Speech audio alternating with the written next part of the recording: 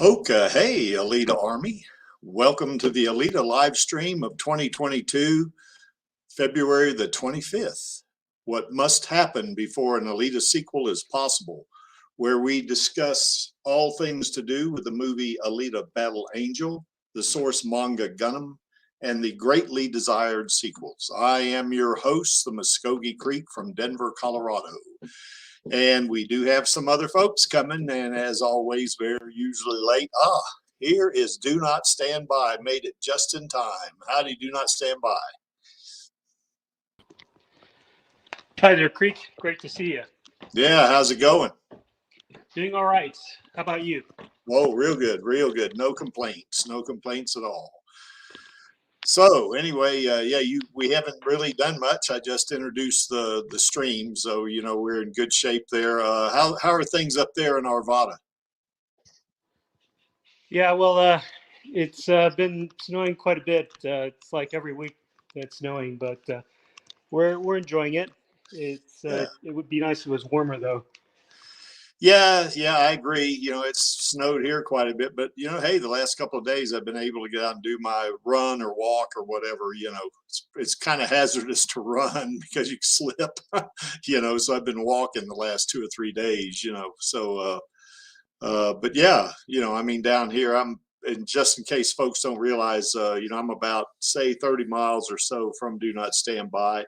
And I see Fnordley is out there, and he's in North Carolina. I don't know where you're from there. I hope I'm pronouncing your name right. I butcher it every time I try it, but looks like he's in North Carolina, and I have a house there. So anyway, that's maybe he's not too far away from there either. So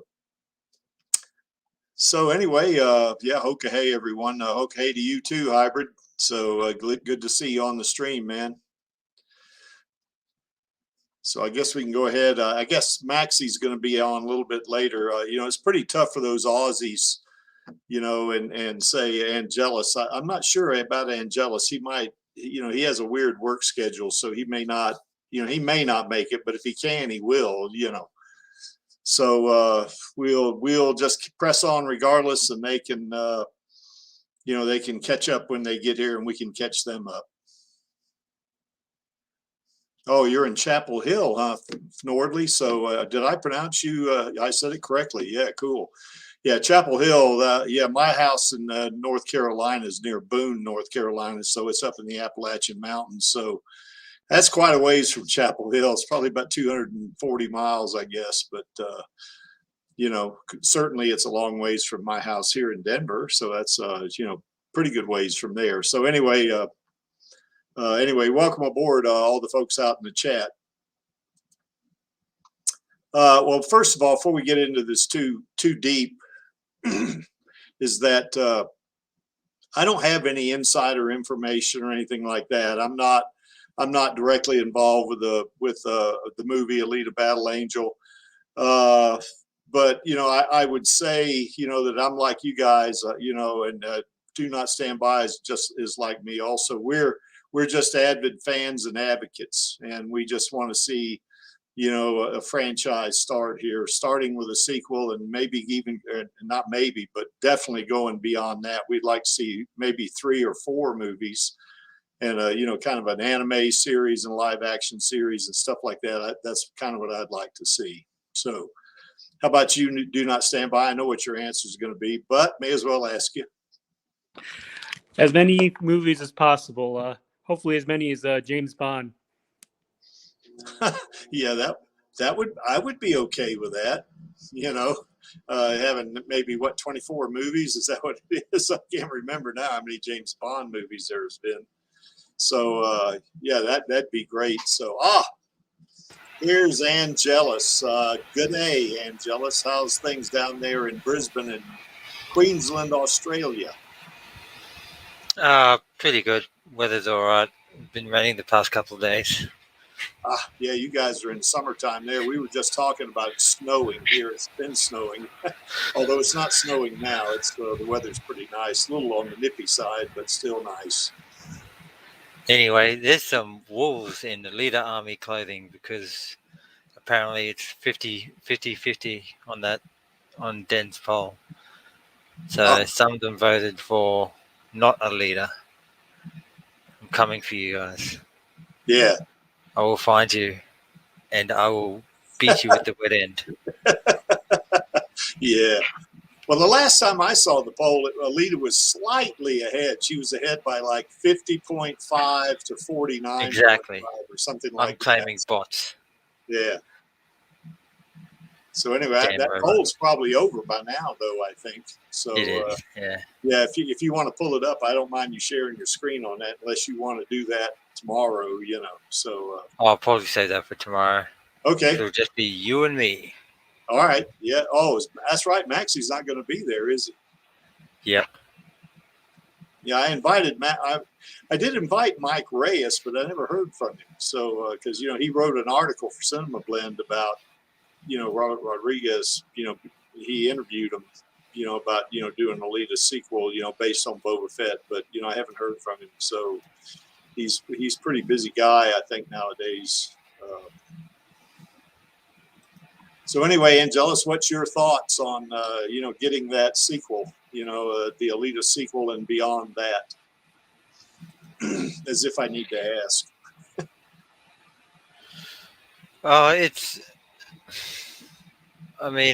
Everyone's worried about it not living up to the hype, but you just gotta have faith in the code that Rodriguez cracked. So, just have faith in the guy that, despite all the haters, created Boba Fett. Yeah, exactly. One of the things now, this stream is going to be a little different from tomorrow's stream. Tomorrow's stream, we're going to concentrate mainly on Boba Fett, whereas this is going to be kind of like a little wider view of it, of what we think needs to happen, for an Alita sequel to actually, come into being, for it to get greenlit. And this is just kind of a review type thing right here, where we all know that Alita Battle Angel made $405 million at the box office. Now, it's done better than that when you count Blu-ray sales and, any kind of money they might have made, and I think they even got that grant from New Zealand or something. So it's probably pushing 600,000 probably, but I don't know the exact number. So I just went with a $405 million number. And of course, Avatar, made a bunch of money, nearly $3 billion.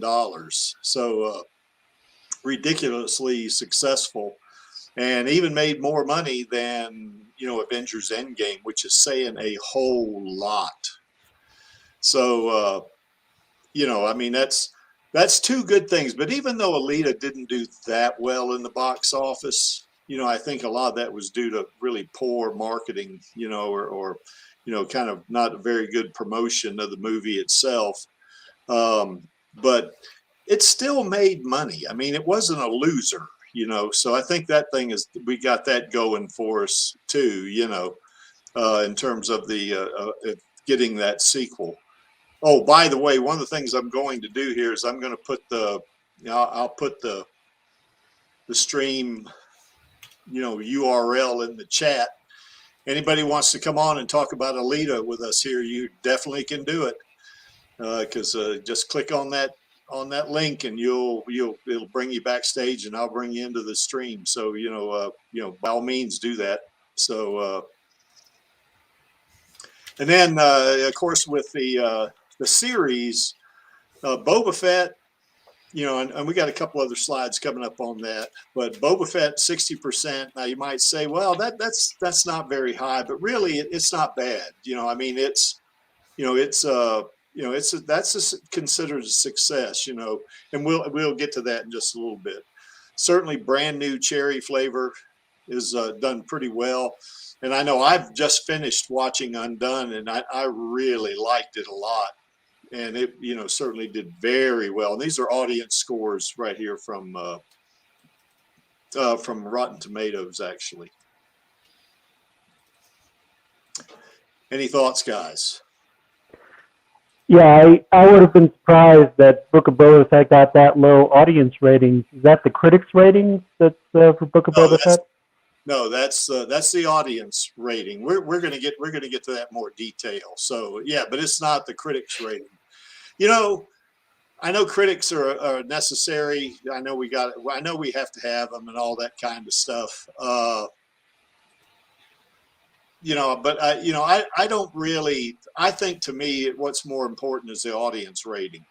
That's just my personal feeling because sometimes critics, that's an individual that's maybe doing a critique or criticizing the movie itself. I think we had a pretty lengthy discussion on that last week on the Radio Chaos stream or it might have been the week before, I can't remember, but about that, about how sometimes they can be influenced by different situations or what they've been kind of charged with by whoever their boss is or something like that.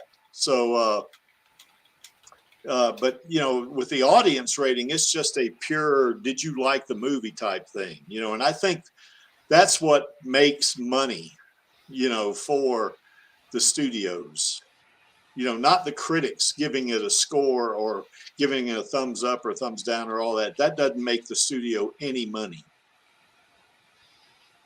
So but the audience ratings do. They do. If a movie does well, on the audience score, that's a pretty good indication that if they want to do a follow-up movie for whatever it is, they'll probably have a pretty good opportunity to do it.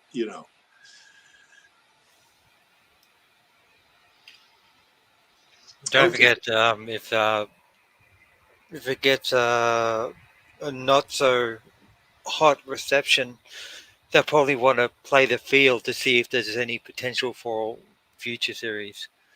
See if they can milk the franchise or not. And well, the Alita Army proved that. Yeah. I think we've got to keep on proving it. Keep on peppering, quote unquote, Disney. Yeah. Yeah, I have a slide coming up on that too. Some of the things we need to do, because that this is about the success factors that need to happen here for Alita. For us to get that sequel. Now this is kind of the creek, and I guess also probably when they see it, probably do not stand by an Angelus. They'll also say, yeah, I agree with that. Maybe they will, or maybe they won't. But I think they'll be in general agreement because we do want a sequel.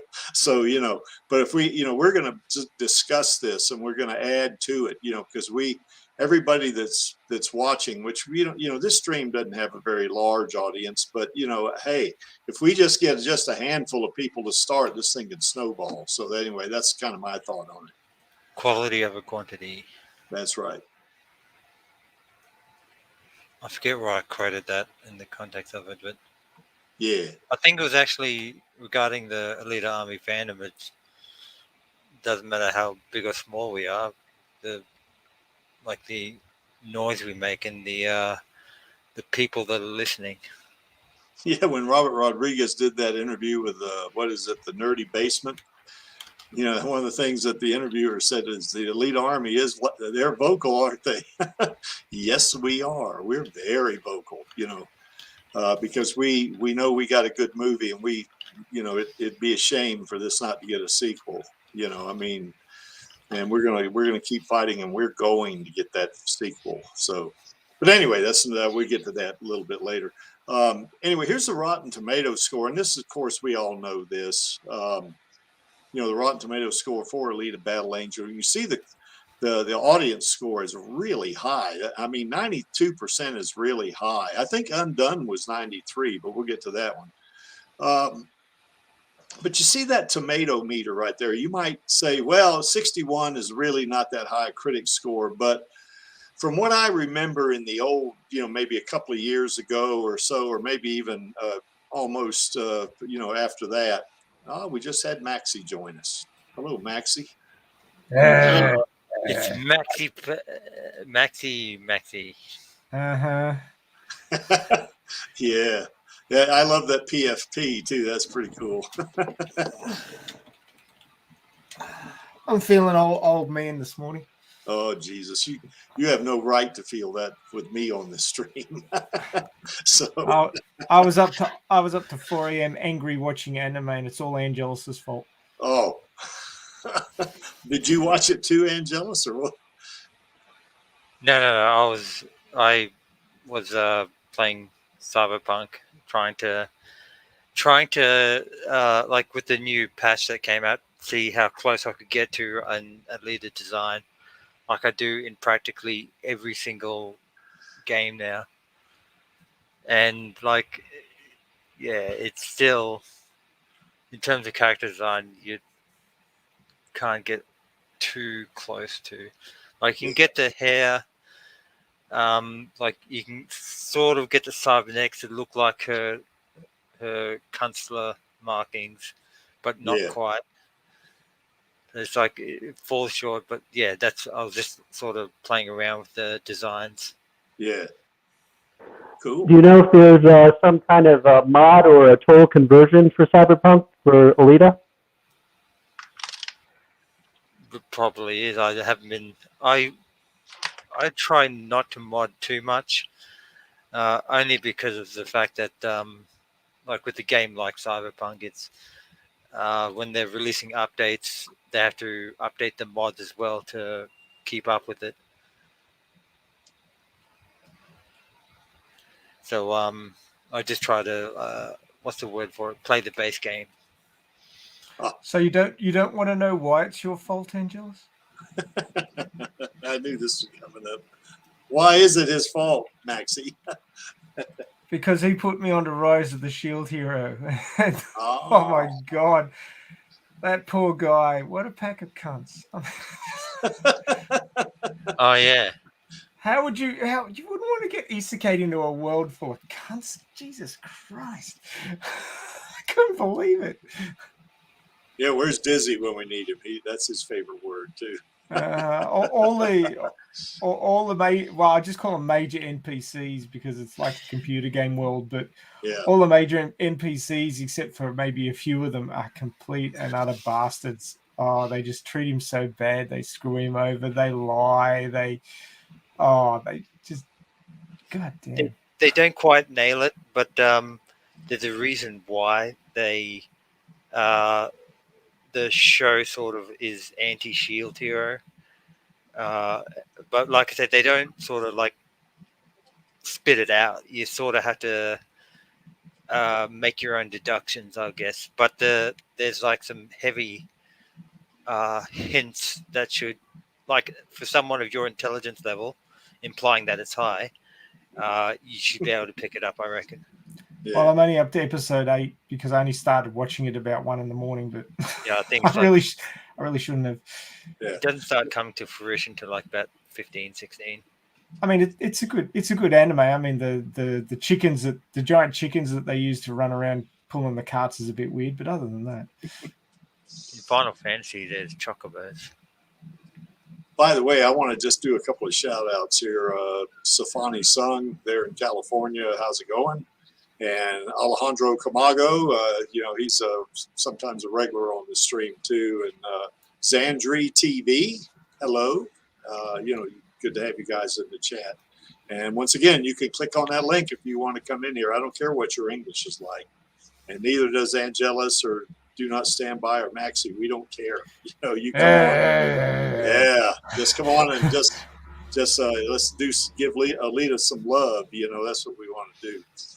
I was going to say about that tomato meter, about the critic score. I remember seeing an early score on that, and this was probably, they had maybe between 100 and 150 reviews, and it was down around 32%, I think, Maxie, if you remember too, because I mean you've been in the Alita Army longer than we have, but it seems like it started out very low, and now it being at 61%, I know you might say, well, that's not very high. Well, it is. It's okay. I mean, it's above where it needs to be in terms of getting a tomato as opposed to getting one of those little green splats, But, for it to be 61%, with 329 reviews when it started out at like 32 or something like that. There's got to be a bunch of 90s in there, in some of the subsequent reviews, after those initial reviews that were done. So I think that points to the fact, to me, that critics caught up with, what the audience was seeing from the get-go. I mean, the audience, look at that, over 25,000 ratings, and it's 92%. That's looks like the critics, they say, oh, maybe this movie's not so bad after all, and some of them that did the subsequent reviews gave it a very high number, enough to pull it up from 32 or so percent up to 61. So I think that's kind of positive, I think, when you look at it in that context, and certainly 90. Yeah, go ahead. You're presuming that what they show there is actually anyway connected to the real world. I suspect that there was a backlash from fans, and they got contacted saying, why did you give that movie such a low score? It's freaking awesome. And the 92% audience score, they went, well, we're going to push this up just into the red zone and leave it there, just so that we don't cop too much of a flack. Yeah, I think guess that's what they did. I don't think there was any change in how it was reviewed. I just think they went, well, we'll just adjust the score manual. Well, I don't know about changing it. What I was saying is, is that, certainly when a movie first starts getting reviewed, you don't get near as many reviews. I mean, obviously, in the first couple of months or whatever, they would have maybe, several reviews, but it wouldn't be 300. So and that's why my thought is that the reviews later on, by critics that reviewed it after that initial onslaught of reviews, probably gave it a higher rating. But I think you're right about the fact about one thing too, is that some of those critics may have changed, their review or something, that's I don't even possible. think it was that. I think they just went, well, we'll just make it inside the red zone so that we don't cop flack and leave it at that. That's possible. Yeah, they could have done that too. I don't trust anything on Rotten Tomatoes. Don't trust it at all. Yeah, an easy way they can manipulate the score is that they have a weighted score. So they can weight certain people's scores higher to manipulate the overall score to whatever they want. Yeah, if Cinema Blend gives it a score of one thing, it's going to have a higher weight than, Joe Blow, somewhere in Barrow, Alaska or something like that. Not that Barrow, Alaska is bad, but I mean, probably the more prominent, more prominent critics are going to get, kind of a greater access or a greater weight, I guess you would say, on their reviews, as say, maybe some YouTuber that has maybe 50 followers or something like that, that gives it a different review. Anyway, that's another way it could have happened too, I think.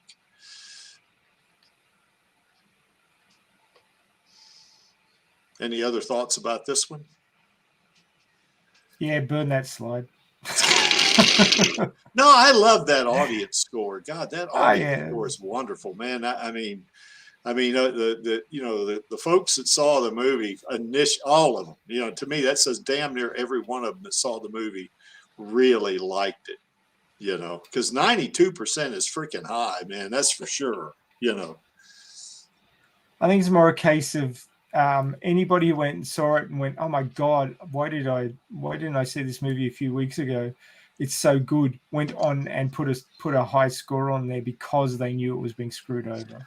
Or maybe like The Creek, it said, oh my God, why didn't I see this a year ago back in 2020? Well, I was trying to be nice, but anyway. Yeah, that's all right. Somebody missed the boat. That's right. I'm trying to make up for it. But anyway, and I think we've seen a lot of that on Twitter, haven't we? We've seen those tweets that, oh my God, why didn't I see this movie before? Why haven't I heard about this movie or something like this? That's because it was unfairly lambasted and also ignored by the Academy, but what can you do? And probably wasn't promoted very well either, because, remembering that Fox and, Disney was in the process of buying Fox. So, that's, it's going to fall through the cracks a lot of times, so. I mean, imagine if miracles happened and somehow the Academy woke up to themselves and gave it Movie of the Year. It would go back straight back into cinemas because that's what happens. Yeah. Because they know that Movie of the Year, people are like, oh, I want to see that. Yeah. Yeah, I think to me, it was the best movie of 2019. And since I saw it in 2020, it was the best movie of 2020.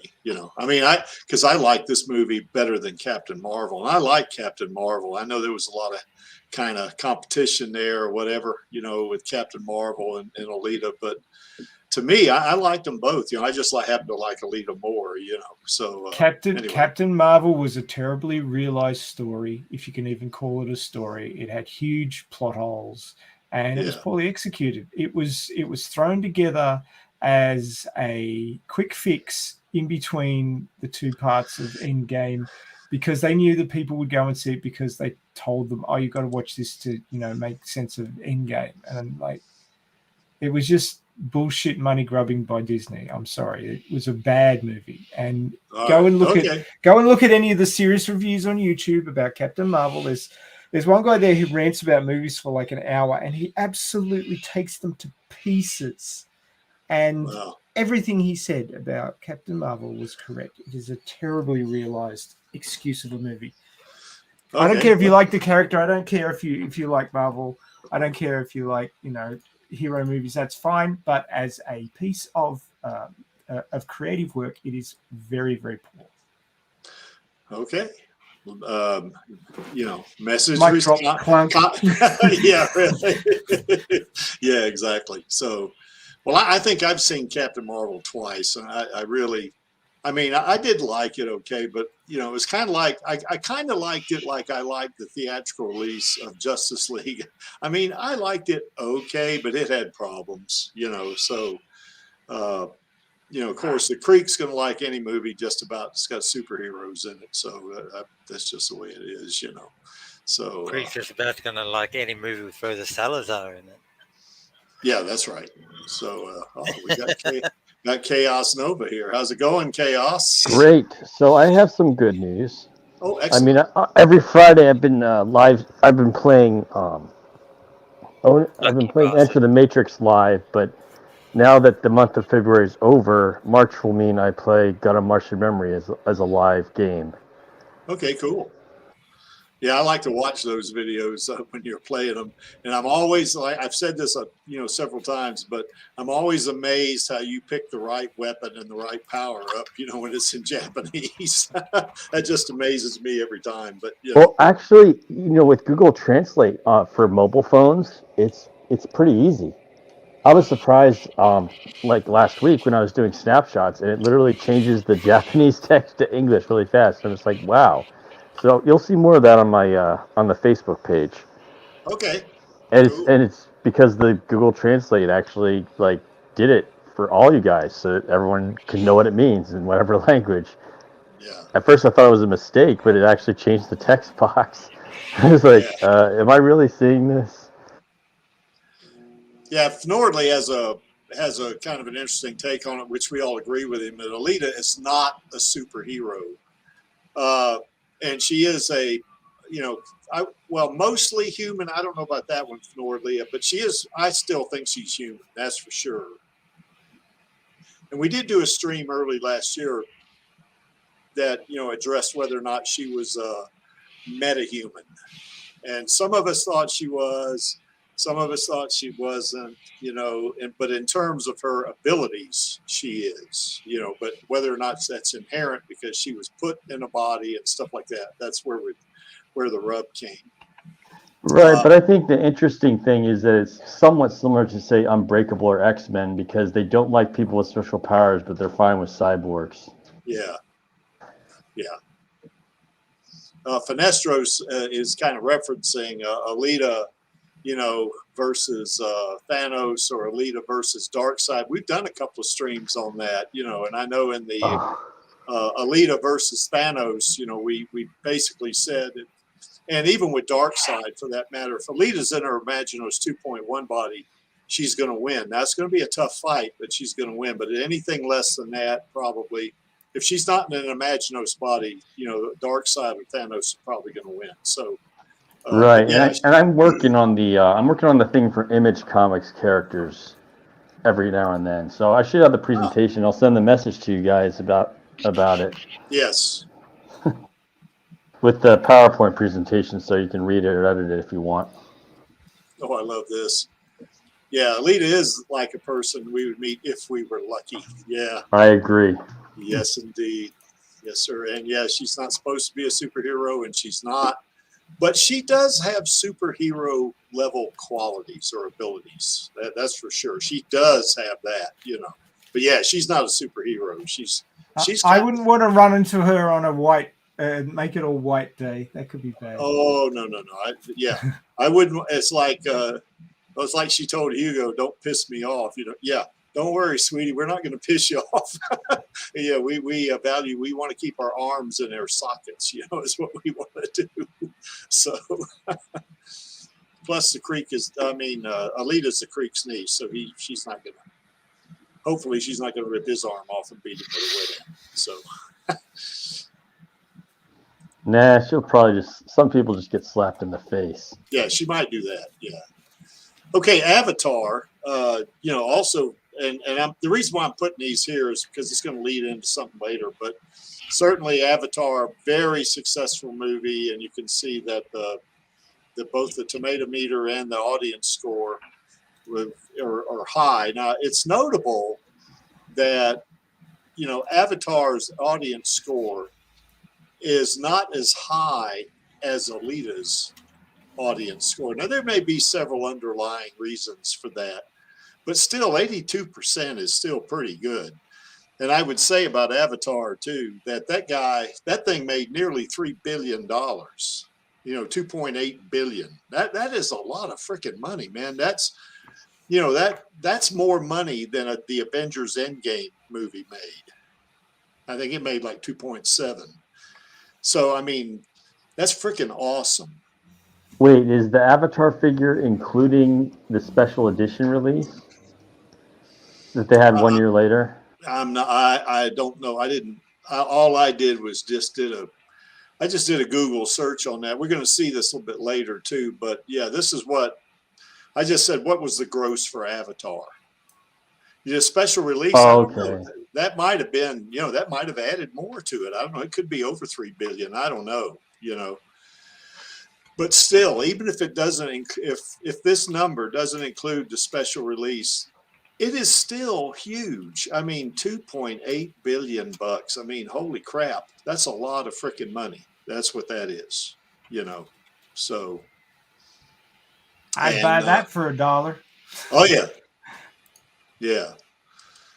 And of course, Avatar, Hybrid says it's in a league of its own. I kind of agree. I think Avengers Endgame was, kind of close in terms of the amount of money it made and stuff like that. But once again, I go back to this thing about Alita's audience score. Now, it's only got roughly a little over 25,000 ratings, whereas Avatar's got 250,000 ratings. Okay, so that's pretty huge right there, But still, these scores of 92, 82, certainly the number of people that rated it, were different, but that's significant, I think. I think, it seems to me that the people that did do the ratings enjoyed Alita more than they did Avatar. Would you guys agree with that? Well, Avatar was so widely advertised and so well known when it came out as a turning point in cinema that everybody had to go and have a go. Yeah. At the time, my mother came and saw it with me back when she was still alive. And I'll go a little bit further and give you a little bit more context, but we went and saw it in Melbourne because I was down there with my family because my father had heart failure and he was in hospital. And we were down there. And so we wanted to, break up the, oh my God, is he going to die? So, and as it turned out, he lasted another 4 years. But we went off to the movies to take our mind off it. And I took her to see this movie because, I was down there with her and didn't have anybody else in town that I knew that I could, go off to a movie with. And I took my mother along and she saw it in 3D and she liked it. And then when I told her that we'd gone back up to where I grew up before I was heading back to Sydney for work, and I caught up with some friends in my old hometown, and I went off to see it with them. And she asked if she could come see it again. And she was in her early 80s at that point, and she wanted to see it again. And she'd never seen a movie twice at the cinema. Yeah, that says a lot right there. She said, well, there was so much going on, I need to watch it again. Yeah. Nice. So, yeah, I mean, I could never get my father to do that. He would not. It wasn't the Wild West, so he wouldn't have really, Oh, that's a shame. Or Dirty Harry. Yeah. So he wouldn't have been able. I tried to get him to watch Lord of the Rings once. It didn't go well. I'm sorry to hear that one. But anyway, because Lord of the Rings is excellent. But I know you didn't have the imagination for it. But anyway, he was born in 1928, so Wizard of Oz is about all he could handle. One year after my dad was born. How about that? So anyway, cool. But yeah, I mean, if a woman in her 80s wants to see it twice at the cinema, has never seen a movie twice at the cinema before, that's amazing. That says something about the broad appeal of the movie. By the way, Ash Blackman says, $3 billion. How do you feel about that Avatar trilogy? And well, Ash, I can tell you this: it's not just a trilogy. It's going to be Avatar 2, 3, 4, and 5. That's what they're planning. I mean, go on IMDb, you can look that stuff up. I mean, he's all in. With Avatar, which is why Robert Rodriguez is so important. So. Okay. Anyway, the Book of Boba Fett. Now, these numbers they're successful numbers. There's no doubt about it. Now, I kind of wish that audience score was a little bit higher. I mean, if it was, 60% is still, you still get the popcorn thing. There's no problem there, And you could still call this a success. But I think one of the things about this series, there were a lot of Star Wars fans that didn't like it. It's all about what's in the script and the story and all that. And Robert Rodriguez did not write the script. He didn't do this. He was just a director, and he did some executive producing and stuff like that. But that said, the Book of Boba Fett, to me, now I saw it and I enjoyed the heck out of it. I did, and, I like Star Wars. Now, I'm not all in with Star Wars like I am with Alita. No kidding. Yes, no really? Kidding. Shock. but I thought it was a good story.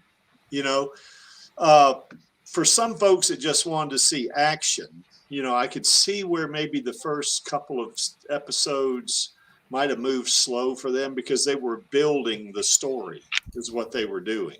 But even then, I thought the movie was good. The series was good. And that last episode to me was the best episode of all of them. So anyway, that's just my opinion, Anyway, what do you guys think? Do Not Stand By or Angelus or Maxie? What do you guys think about this? We'll start with you. Stand By. Yeah. I still haven't seen the Book of Boba Fett. I did see The Mandalorian season 1, but I haven't been really into the Star Wars TV shows. Now, of course, since it's Robert Rodriguez, I'll definitely watch Book of Boba Fett eventually.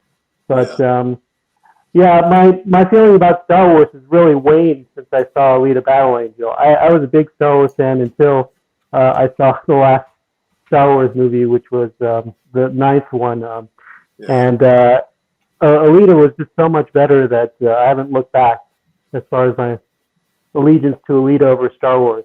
Yeah, that's kind of the way I felt about Star Trek too. I mean, I was in the Star Trek fandom, And it's not like today, you know, fandom today, you get on social media and you can connect with others easily and stuff like that. But, you know, in the Star Trek fandom, I actually did go to a Star Trek convention one time, you know, and it was interesting, you know, for sure, you know, and I enjoyed the heck out of it. But I'm like you, do not stand by. When I saw Alita, all the other stuff fell by the wayside. I mean, you know, I love the Avengers. I like that. I liked, you know, I even like DC stuff, but no, Alita now is number one. There's no doubt. I mean, there is no movie I've seen 50 times except Alita.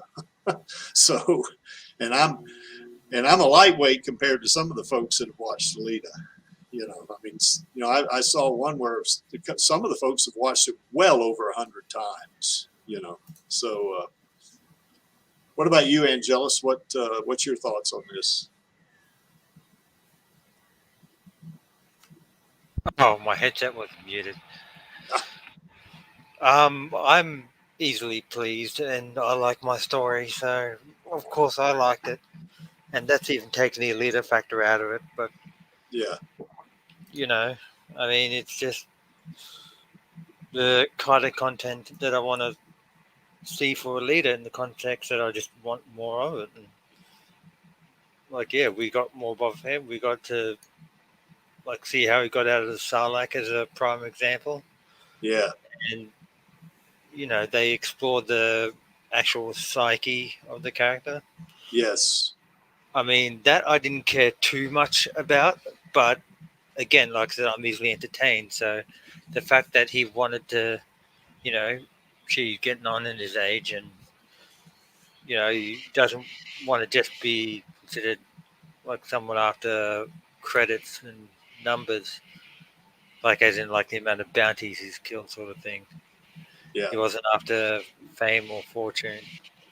yeah. He You know, wanted the one thing I didn't something like, else, and the they only thing I didn't like about the Book of Boba Fett was that blue-skinned guy at the end, you know, the gunfighter guy.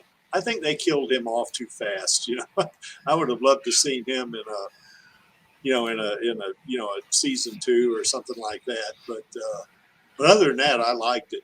You know, and some people didn't like the fact that Rancor was running around. I mean, you know, they set that up to me, you know, in the 3rd episode. You know, Boba Fett said he wanted to ride the Rancor. You know, I mean, that to me, I said, okay, we're going to have a series. We're going to have an episode where he's riding the Rancor. So, you know, when I heard that, so. Yeah, it was the most obvious foreshadowing of obvious foreshadowings. Yes. What about you, Maxie? What did you think of Boba Fett? I liked it for the most part. I mean, as I have said when the Twitter backlash started against Rodriguez, that they complained that, oh, it's all, this doesn't suit, like the Phantom Menace was going, this doesn't suit us. We don't like it. Rodriguez should never touch Star Wars again. It's like, he didn't write the script. He filmed the script. They can't even get that through their heads. If they didn't like the story, they should complain to the writers, not the director. Yeah, exactly. It's just ridiculous how little they know about how things are put together. Yeah. So yeah, I just ignore them. Like, they're just stupid.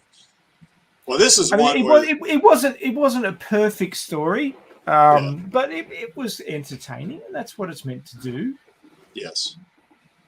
Well, I still think it was a success. You know, I mean, those numbers, they're still successful numbers. You know, it's like going to a ball game and winning 2-1. You know, yeah, it's not a blowout. You didn't score 1,000 runs, you know, or 1,000 points or whatever. What do you score in cricket?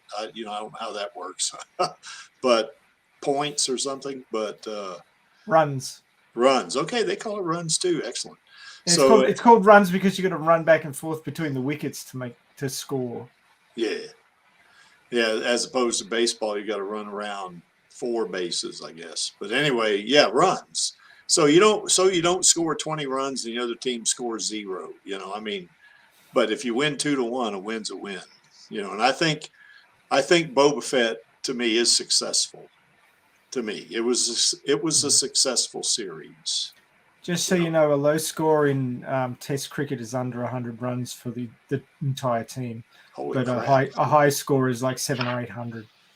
Holy crap! Well, is that the traditional or classic cricket where they play Yeah, for like that's 12 days? they play for 5 days. 5 days. Okay. 5 days. Yeah, you sit out in the sun for any longer than 5 days, you are a crispy critter.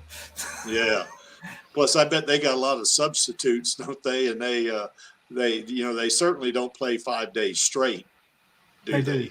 Oh, they do play 5 days straight. And they only have one substitute. Jesus. Well, that's a brutal game then. Well, yeah, I mean, I've played all afternoon in the summer sun, and yeah, it's pretty rough. So Ash Blackwind, yeah, he's kind of, it looks like you're kind of ambivalent about that, Ash. I get the feeling, yeah, okay, he's making our point here that the writing wasn't that good. I think the writing was just okay. I think it was fair, but yeah, I think I agree with you. The writing could have been better, but still the story was great. I mean, I really liked it a lot. So, any last thoughts about the Book of Boba Fett? Where's Bloody when you need him? Yeah, exactly. I still can't work out why you'd send a whole bunch of your men in to get shot when you've got 2 shielded giant mechs. You just would have sent them in first. Yeah, set them in first. We can, soften up the area and then send the people in. Yeah, I agree. And why were the main 2 characters standing around waiting for them when they could have been laying traps and, still trying to contact other people for support? And they just sort of stood around in the bombed pleasure palace and waited. The only explanation I can come up with that one is in the Predators movie. The one starring Adrian Brody. Yes. The super predators sent in their hounds first to test the resolve and the defenses of the hunted, as well as to start depleting their ammunition and resources. And same thing in the reboot with the singular super predator, like the jacked up one. And he sent in his hounds, 2 of them as well, but they ended up domesticating one of them, which was kind of a funny spin. Mm-hmm. But so he sent them in initially to basically, I guess to make the enemy, like the opposition, reveal their position, so to speak. Mm-hmm. Or their tactics, or to spring any traps. Well, when you've got a bunch of guys that one laser bolt will kill them versus a giant mech with lots of guns that can take a lot of hits, let's just say in World War II, if you had tanks and you had infantry, you sent the tanks in first to take the heat and the infantry in after them to mop up. I mean, nobody says that the bad guys had any brains, but well, I guess it would depend on the situation too, and the lay of the land. I mean, if you're in a really super mountainous area, that's got narrow passes, stuff. Tanks usually don't work that well.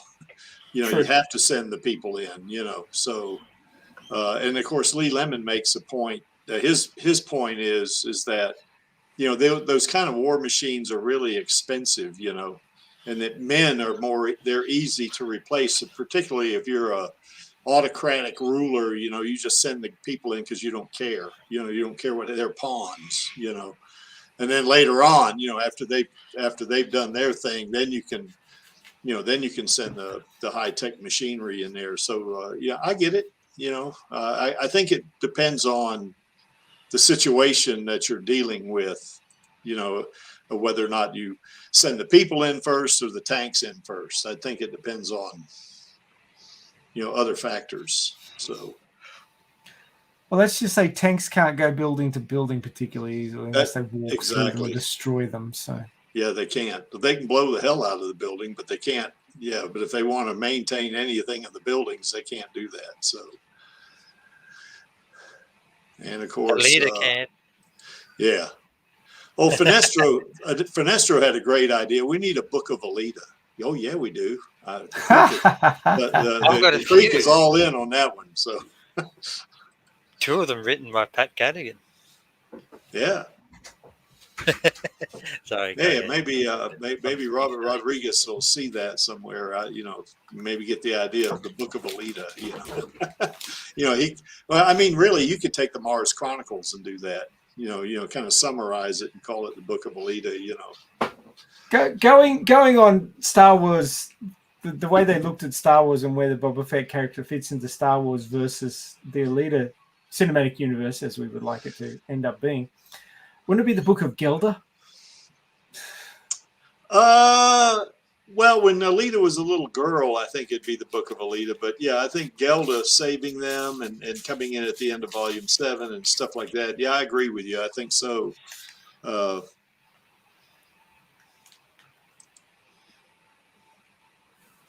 Yeah, the Book of Boba Fett is not the Mandalorian. They're 2 different series. Now, I will say this. The Mandalorian was in like the last 3 episodes of Boba Fett, and they did a whole episode on just him. I think that was episode 6, I think, where they just did just the Mandalorian. Yeah, I think they made a bad choice. They basically threw out 2 seasons of the Mandalorian's plot progress in a different series. Mm-hmm. I think that was a mistake. It was padding that shouldn't have been there. I understand why they did it. They wanted people to watch this, so they basically made, well, you've got to watch this to keep up with the Mandalorian because everything's going to be changed by the time the 3rd season of Mandalorian comes along. And I understand why they did that, but I don't think it was a good choice. They should have kept the 2 of them separate. Mando could still show up, but they really shouldn't have progressed the plot of one series in another series. That was a poor choice. Well, and I think too, I guess one thing that I wouldn't say I disliked the episode. I did like the episode, but yeah, making one episode about just the Mandalorian, yeah, I don't know that. I don't know about that. That to me doesn't seem like the way to go. I mean, I kind of agree with what you said there, Maxie, is that it's okay for him to show up, but he needs to be a kind of a secondary player. He doesn't need to. Yeah. So, but hey, I still liked it. So anyway. Well, you see, what I would have preferred, and I will say that basically they took the 2 seasons of The Mandalorian finding a Jedi to train Grogu and just basically wiped it out, and Grogu's back with the Mandalorian. It just makes no sense in plot progression to wind it all back to status quo. I understand they're going for the wolf and cub sort of dynamic from anime or manga, but really to use another series to completely wipe out 2 seasons of plot progression just makes no sense to me. I mean, all the fans were going, "Oh, we need Grogu back with Mando." That's right. They didn't need to do it right away. Yeah. And they could have had flashes off to Grogu and see how he's progressing, and then go back to Mando. They didn't need to completely keep him out of the series, but they shouldn't have just wound everything back to status quo in another series. That was a mistake. Well, it kind of showed too. At one point when Luke Skywalker offered Grogu either the lightsaber or Yoda's lightsaber or Mando's mace armor that he gave him, or chain, I guess, was it chain mail they call it or something like that. But anyway, when I saw that, I saw it. Yep, he's going to go. He's going to grab the arm. He's going to take the armor. But I think they can save it if they have, after Grogu does what he has to do or whatever they got it planned for him, he goes back to Luke Skywalker, So, and then they could do a little bit of a series on that if they want, or a couple of episodes in The Mandalorian if they wanted, I'm not sure if Luke's allowing on again, off again Jedi training. Yeah, he may not be. But I mean, I've watched 2 animes recently which have very similar vibes, but it's really entertaining. The first one is How a Realist Hero Rebuilt the Kingdom. I don't know if any of you guys have watched that one. Nope. And there's another one that one was last year, and there's a new one that's screening right now called how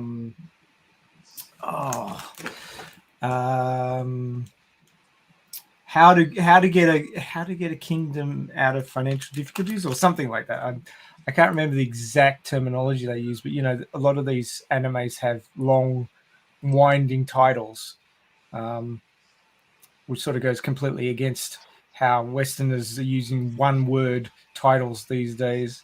Yep. But it's far more explanatory, and it's actually quite a bit more amusing. But my point is that these 2 shows, it's almost like intelligent writing on the level of now my brain doesn't want to work. The 18th century stories about the detective. What is it called? Are you thinking Sherlock Holmes? Yes, Sherlock Holmes. Thank you. Yeah, Sherlock Holmes level of complexity and turning the tables and all that sort of thing. I don't know if Western audiences would go for that anymore, though. No, yeah, because they're idiots. That's right. I wouldn't go that far, but but yeah, basically, making it really like it looks like the guy isn't achieving anything, but in the background he's got all the shit going on, and he's leading his opposition into traps, not like physical traps, but outsmarting them. Yeah. If they showed that Boba Fett had grown in that he wanted to be daimyo, he rocked up, he said, okay, I expect them to bomb this place, so we'll make it look like the people who are in there are the people who they want to kill, but we've relocated them, or there's some sort of field that's active that won't let a detonator activate, or something where he's predicted it and used his brains and managed to stop them from blowing it up, or we'll stop the detonator on that explosive from going on. It'll take a couple of seconds. Everybody will run to the back of this thing, and then there'll be some explosives that we set up at the front that make it look like it exploded. To fool them. Maxie, you really got your writer's hat on, don't you? You could say that. You could say that, but I mean, outsmart them. That make Boba Fett smart, not just stand around and take shots and shoot back. I understand that they were going for the Western aesthetic. Yeah. But they didn't have to only go for the Western aesthetic. There's other aesthetics that you could pull in, and make it a bit fresh, make it a bit new, and they could have had a lot of fun with that, I reckon. Yeah, I still think Boba Fett was good though, overall. Oh, yeah, it was good for what it was, but there was some distinct things that could have been done a little bit better. I wonder who was doing. I mean, I wonder where they got the writers. I mean, I think one of the complaints is that a lot of the Star Wars fans didn't like it as much as they did other Star Wars, type of episodes, because for what reason, I'm not sure, but it seems to me it could be that they didn't like, maybe they didn't like the writing. Sometimes they wanted to see a different star, although I think that Tamara Morrison did a great job as Boba Fett. I think he was great. But they overall, I think that's why that number is 60% and not 80, because a lot of Star Wars fans really, to me, they didn't like it. I don't think, so anyway, that's just my take, my opinion on it. I mean, people like us, I mean, I'm not particularly a Star Wars fan, there are things about Star Wars I don't like. They killed Snoke too fast. They killed Darth Maul too fast, stuff like that. and I'm wondering if that's kind of where a lot of the folks that are in the Star Wars fandom, I wonder if they had those kind of thoughts, along with the feeling that Boba Fett really didn't fit in the universe like the others or something. I don't know. I found the name of that other anime. It's The Genius Prince's Guide to Raising a Nation Out of Debt. I told you it was one of those complicated Jesus, titles. yeah. But it's really, really good. I mean, the young prince has been forced to take over running the country because his father's unwell, the king. And basically all the other nations around think, yeah, young bloke doesn't know what he's doing. We're just gonna roll in there and take over. And actually this guy's like, he's trying to get the nation out of debt so he can then sell it. He wants to sell it, sell his country off to the highest bidder and then wander off. And he's got this woman who's of a caste that's considered like they should be slaves, but she's his close childhood friend, and they've been working together for years. And she's really smart and he's really smart, and he just fucks everybody over. I mean, he freaks out because things happen that he's not expecting, but basically he succeeds far and away higher than he expects to, because he's like, oh yeah, we'll attack this, but I don't expect to take it. Holy shit, we took it. Yeah. Now what do I do? Yeah. But it's got a bit of comedy. But it's really, really, really smart. And he's like analyzing what everybody's doing. It's like, this princess shows up from the Empire, and she actually likes him, but she rocks up to and says, I want to marry you. And he's like, you want to marry me because you want my help to break the deadlock between your three brothers fighting over the throne. And she's like, yeah, actually I do. But there's multiple levels of it. It's well, at least she's honest. Well, she's honest because she's got another sub thing underneath that she's trying to achieve as well. So she gave him that one because he worked it out. There's no point lying when he's worked it out, but she's got all these other things going on as well. And it really is smart. It's really, really smart writing. And if we'd seen a bit of that in Boba Fett, it would have given him more agency. You would have seen that he is smart enough to be a daimyo. It's not all, because he says, I want respect, but you get respect by outsmarting your enemy, not just smacking your helmeted head against them until they fall over. Well, they kind of, in a way, that was the way when that real fast hover train or whatever it was going through the going through the Tusken Raiders territory, and they, teaching them how to drive those damn speeders and, planning the attack and all that.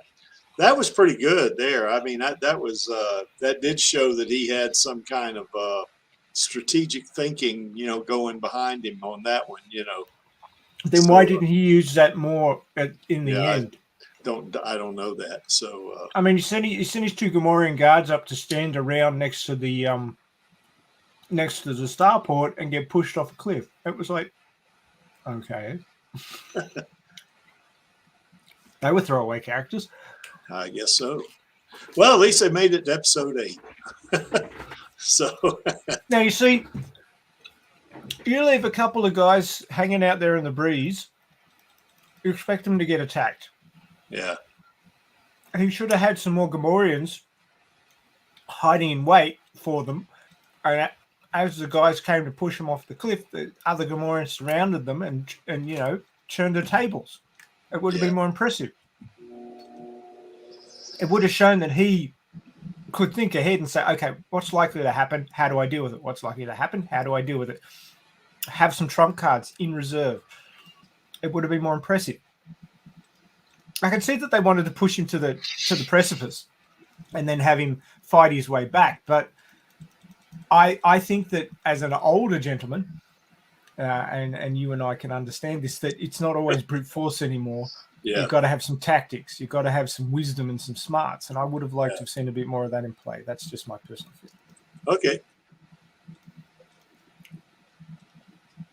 Well, be that as it may, I still enjoyed the series a lot.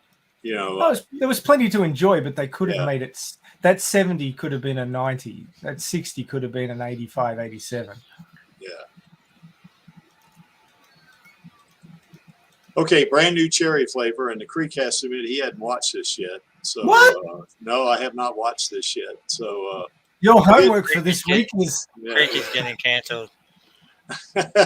but and not having seen it, but to me it looks like this was successful also. I mean, it's 81% on the tomato meter. Of course, that's the critics, and the Creek doesn't really put a lot of stock in that. But I do put some stock in it. Yeah, I do. But I just think the audience score is more important. That's just my opinion. 78 is pretty good. Granted it's not 90 something, but this is a successful series. And yes, the Creek is going to watch it because it's got Rose in it. I'm going to watch it. It's got Rose in it. Well, what you have to understand with a lot of these things is if the two scores are within 10 or 15 of each other, it holds a whole lot more water. Whenever you see one where the critics have bashed it and everyone who watched it liked it, you got to say, okay, why is there that huge difference? Yeah. I mean, what is one mob seeing that the other mob is not seeing? And if the critic score is high and the audience score is low, obviously the critics were paid off, or they're being super pretentious and everybody went, don't see it. Yeah. The other way around, the critics were paid off to slam it. Yeah. Case in point, Yes.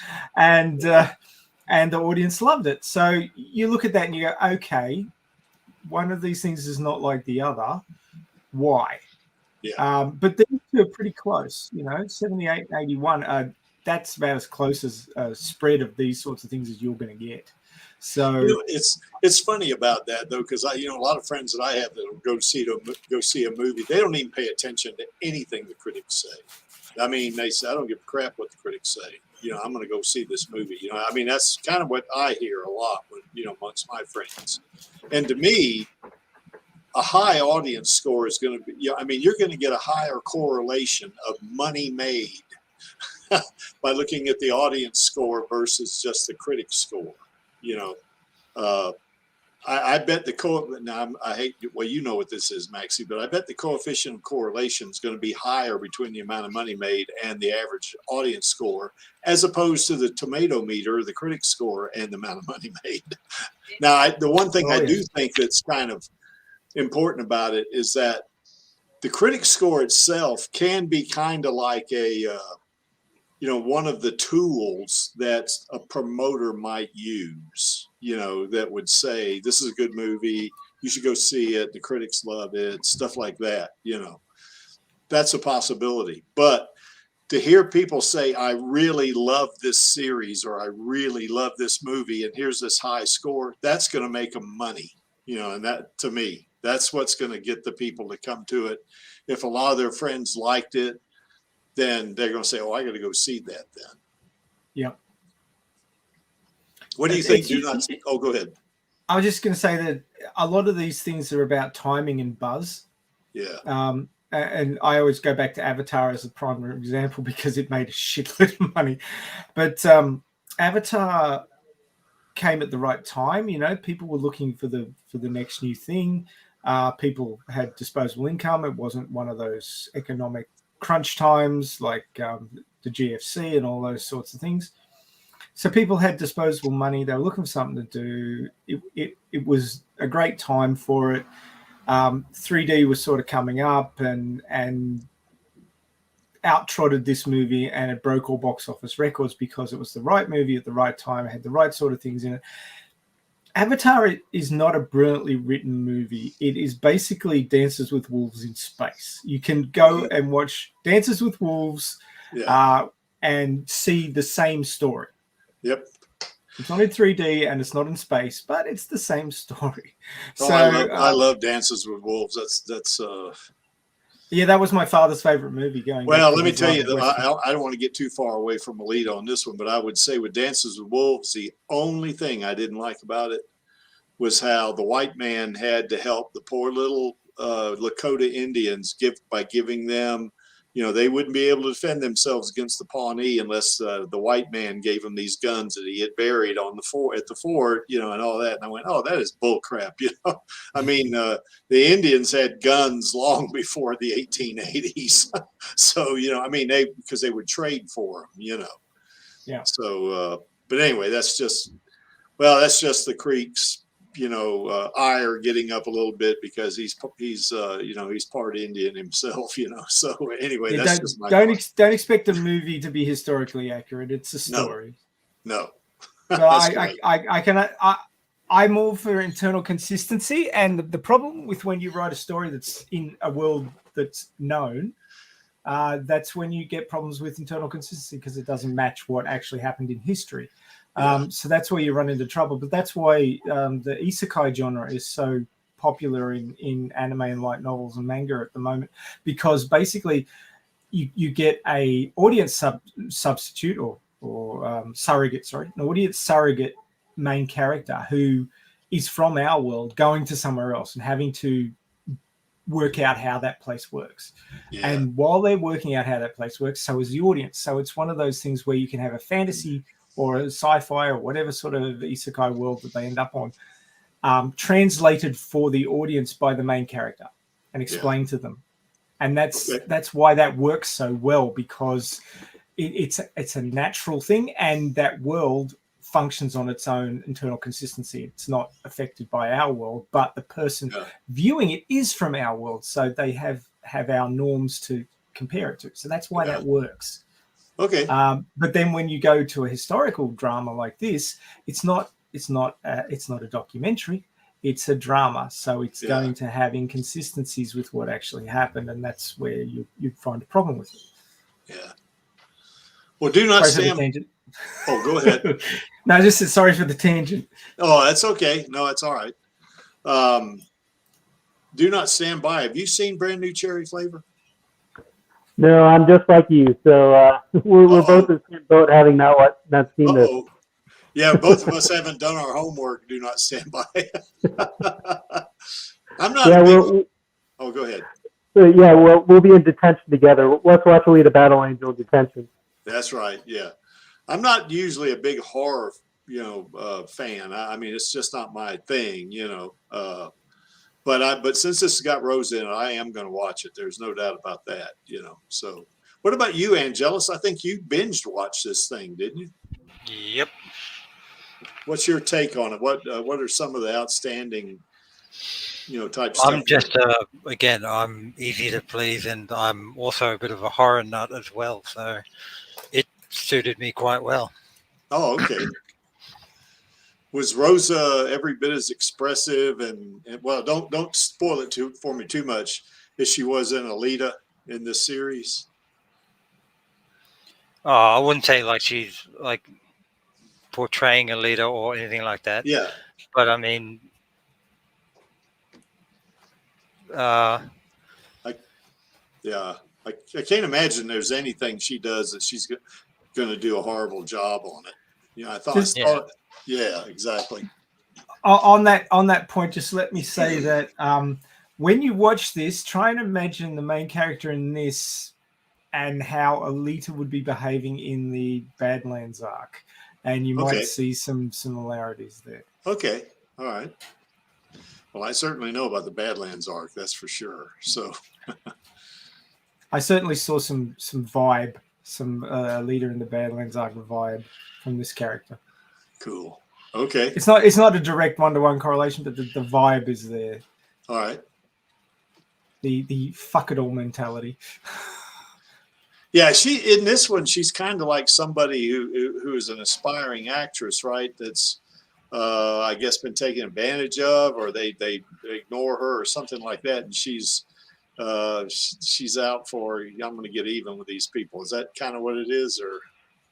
Yeah, I think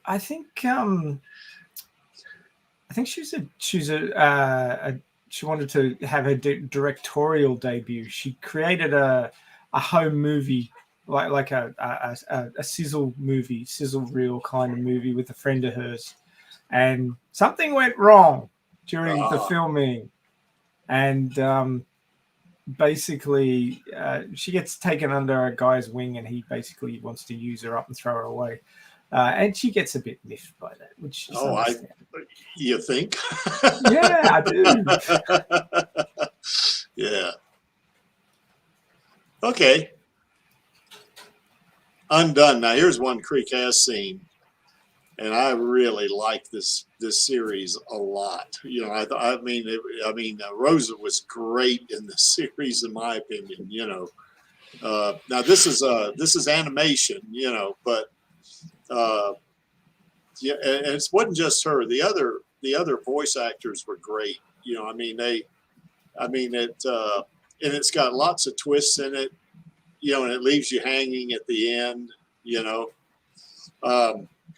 You can see there from the series info, it talks a little bit about the relationship with time. So you can probably surmise there's what you would think is time travel, you know, but you kind of look at it and say, okay, is it really time travel or is she imagining this? You know, I mean, that's kind of what I kind of thought a couple of times, you know, that Alma maybe was probably schizophrenic or something like that. But then the ending happens, and they don't really show you the thing like you would expect, and then you go, well, maybe this was time travel. So they really did a great job on setting that up, you know.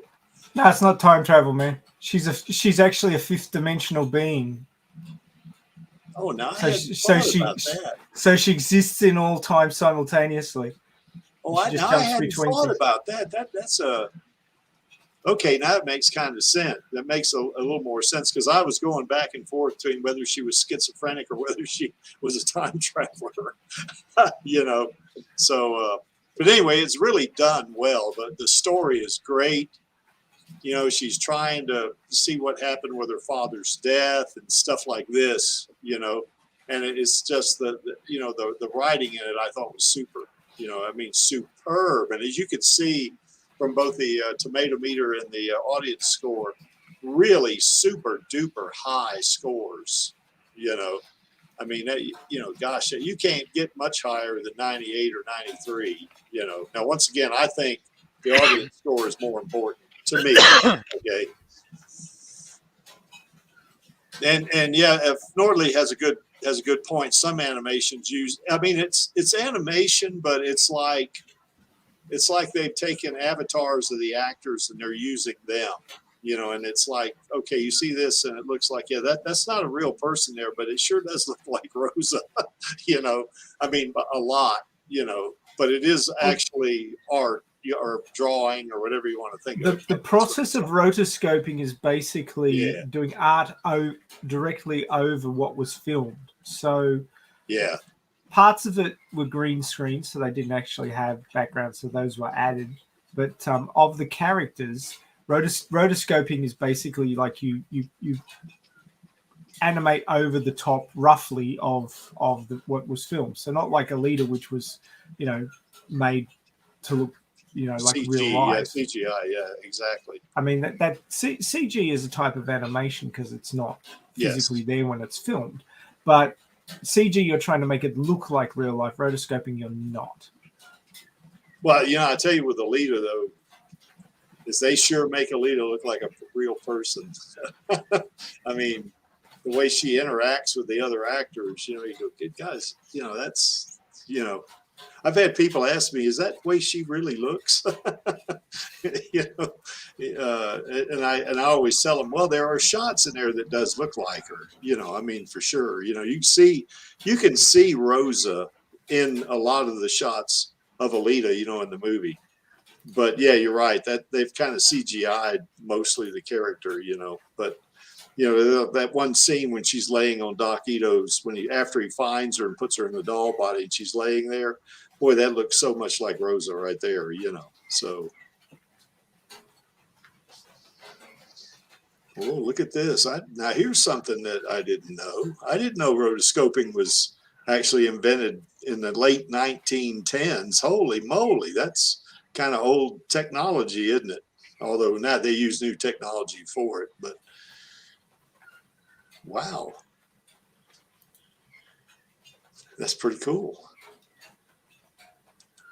So anyway, do not stand by. Have you seen Undone?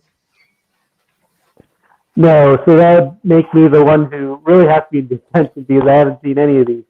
But it's really great to see that Rosa Salazar got such high ratings. Oh yeah. Did the TV series get as many viewers as the ratings seem to suggest?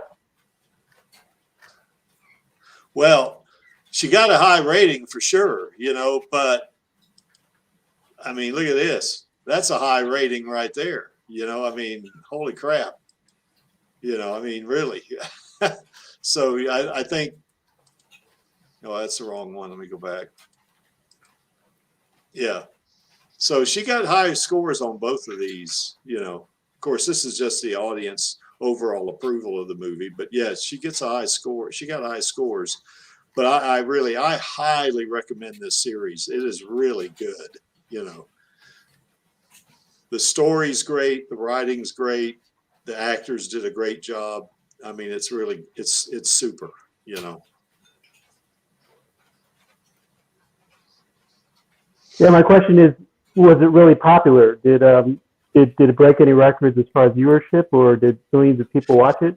Well, the way that what they do on Rotten Tomatoes now, and I can see why Maxie doesn't like them. They don't tell you how many people rated this now. I mean, it could be 100 people and 93 of them said I like it. I mean, it's probably not that, but you don't.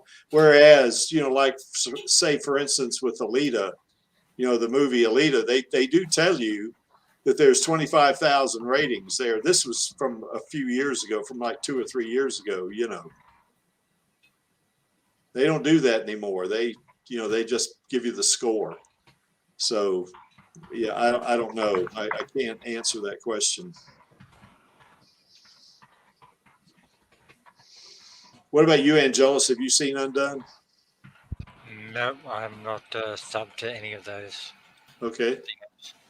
What and Maxie, you have though, I know, right? I've done what? Sorry. Seen Undone. Oh yeah. I saw it when it was airing. Yeah. Yeah, great series. Great, just super. Fifth dimensional being. Now, I hadn't considered that. I figured as much. Yeah.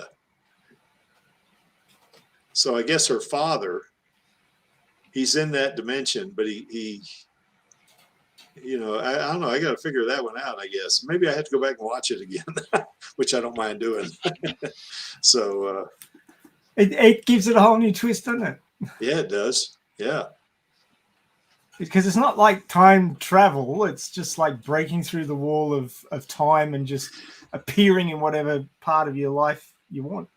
Well, you would think about that being fifth dimension. It's like, I've seen this in some physics, kind of explanations where like if you have a three-dimensional being and they're in a two-dimensional world, it's like they're on a piece of paper. They look different.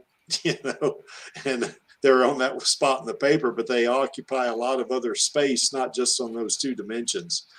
And it's hard to envision that for a fifth dimensional being, but since they are fifth dimensional, they're transcending time. So they don't, yes, yeah.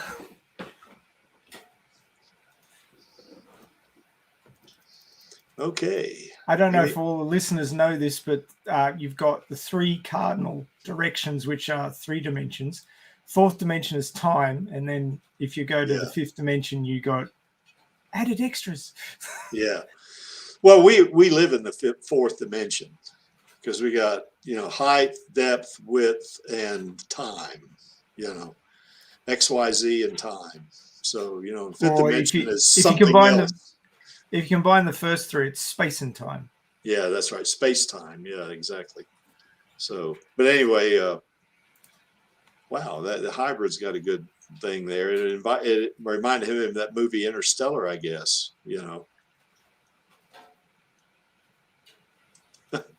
I think he was joking though. Okay, now this is one that, this is kind of old right here. It's like 9 months old, but there was that, and I asked Mike Reyes about this and he didn't know, what it was all about, but there was, IMDb did put this up on, and it's still there because I went and looked at it, that Alita Battle Angel is in development according to this particular post on their website. Now we've had some discussion about that. What does that mean? Oh, haven't we? Yeah. I mean, that could mean anything.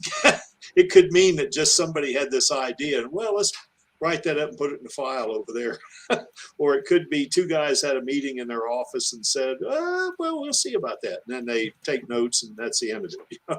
Something like that, I would listen to Rob Rod over IMDb.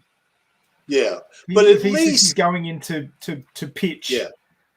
I mean, yes. if We're you're getting pitching, there. if Yeah, you're we're pitching, getting you there. must at least have an outline of the script. Yep. You must have a cliff notes of what's going to happen. Yeah. And a proposed budget and all that sort of stuff. So in development can mean we're getting our ideas together about how we would go about doing this if you allowed us to. Yeah. Doesn't mean in development means we're in pre-production. Yeah, that they're really doing it and they're working on it and stuff like that on the movie itself. Yeah, I get that, but here's my point on this. This is a piece of evidence. Now, you remember, evidence is not absolute proof, but it is evidence that someone in Disney or 20th century is at least thinking about it. At least they probably maybe have done some kind of feasibility type of thing, or something like, who knows what they've done.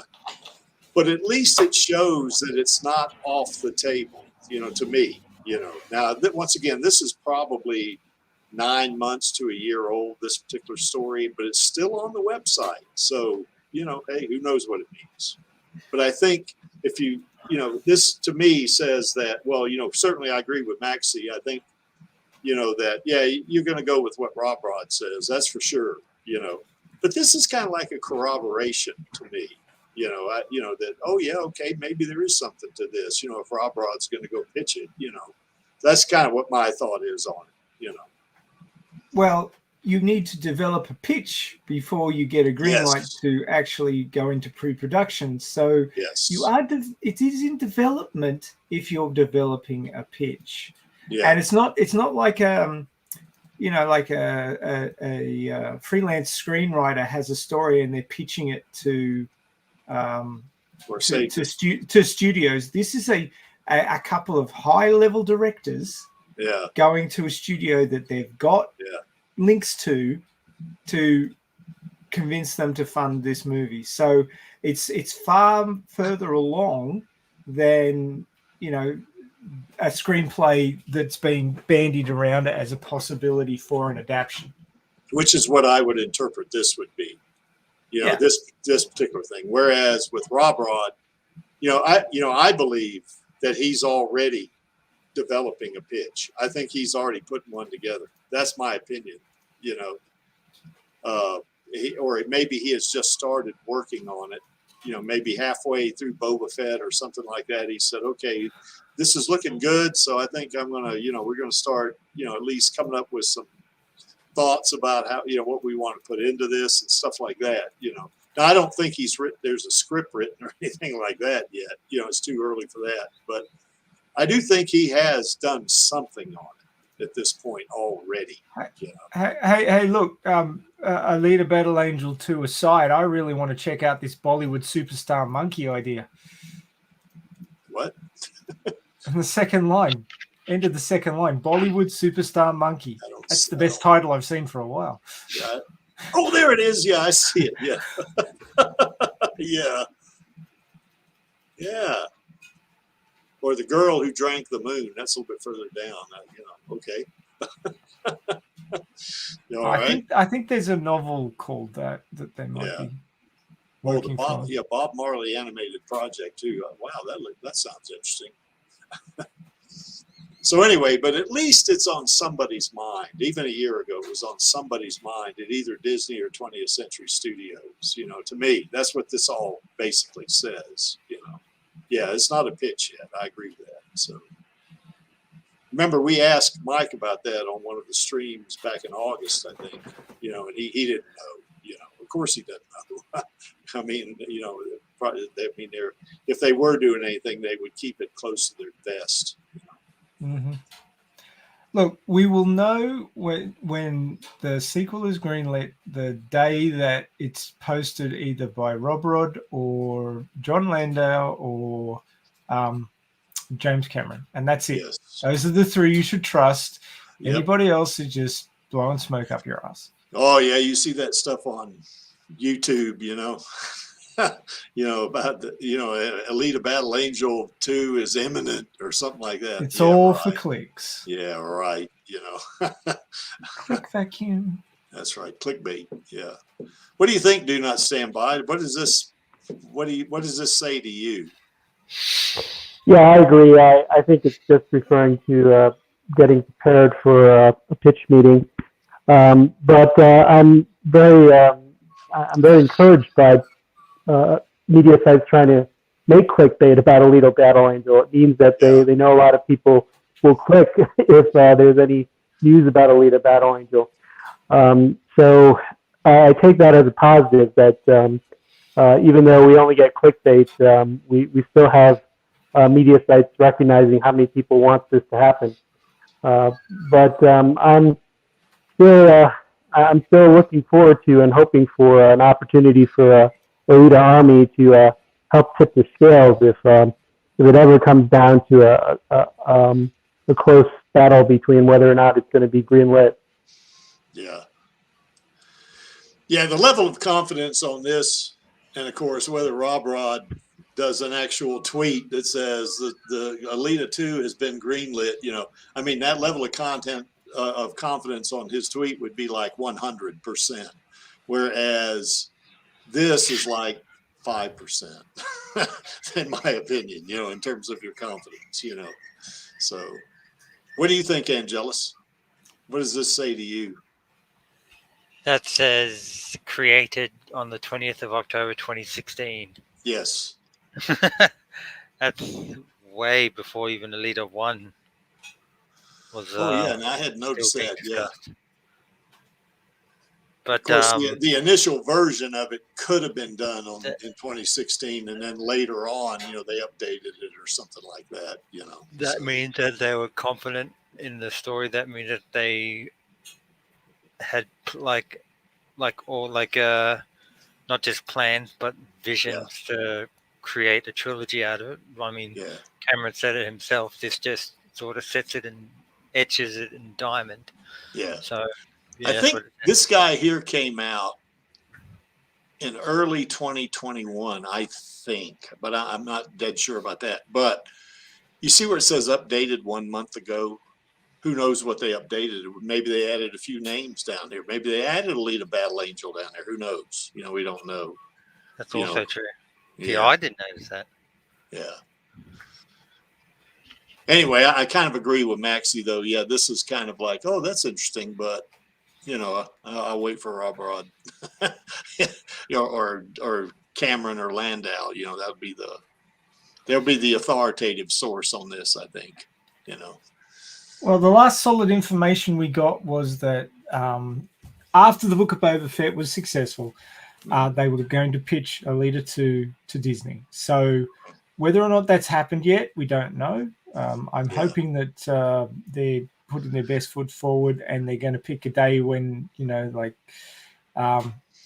whoever holds the purse strings is in a good mood and it all comes together. Mm-hmm. That is my fervent desire. Oh, I would volunteer to work on that movie for nothing. I'd say, hey, you don't have to pay I'll come down there. I'll stay in a hotel. I'll pay my own way. You don't have to I'll do anything. I'll be a grip. I'll go get the coffee and donuts if you want. I'll call your get paid nothing and I'll raise you. I'll pay you. I'll pay you. Yeah, they let me come down there. That's a good thought, Angelus. I may do that.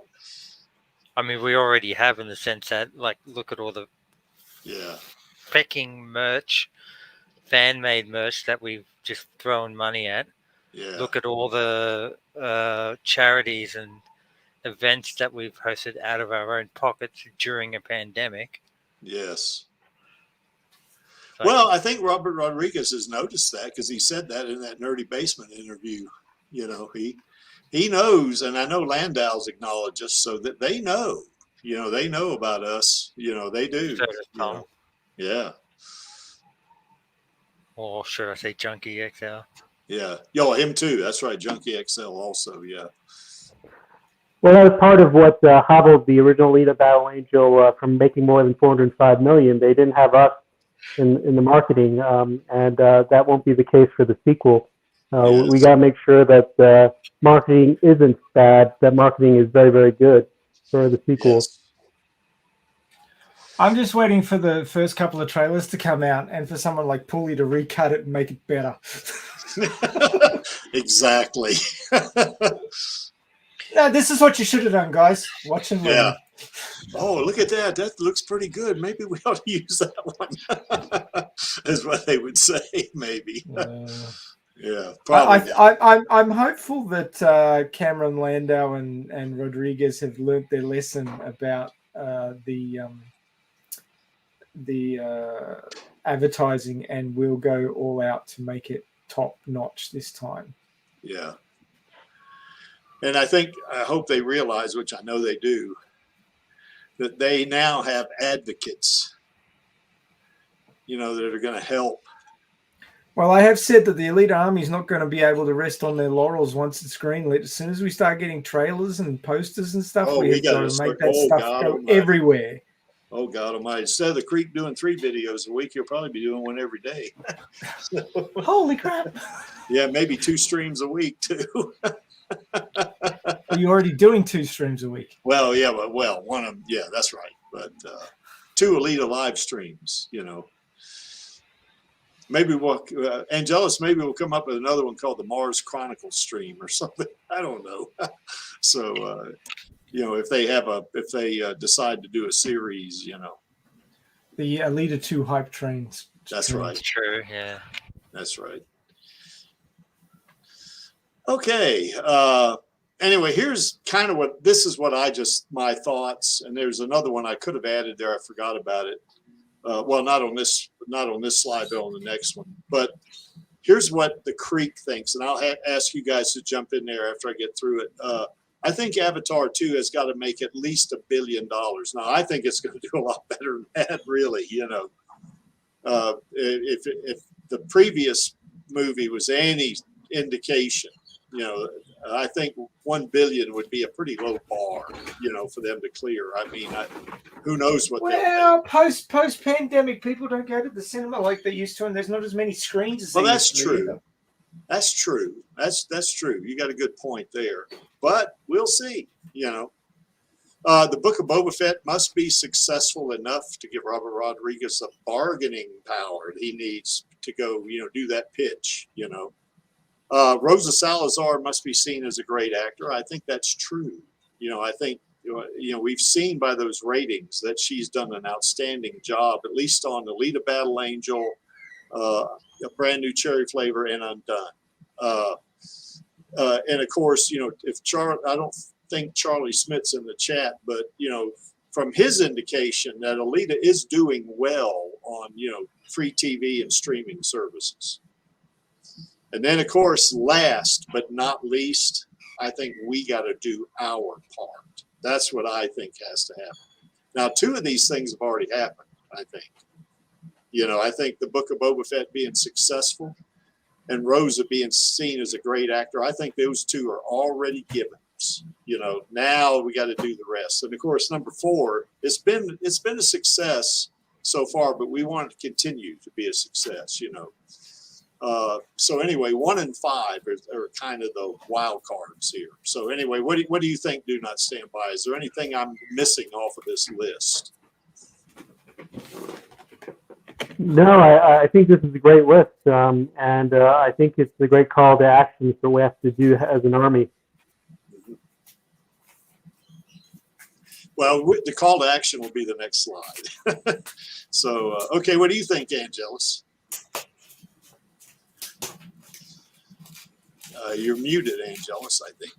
Or either that or you got up to go get a stuff. No, I use my headset so background Oh, okay. noise, people walking in and out sort of thing doesn't come filtering through.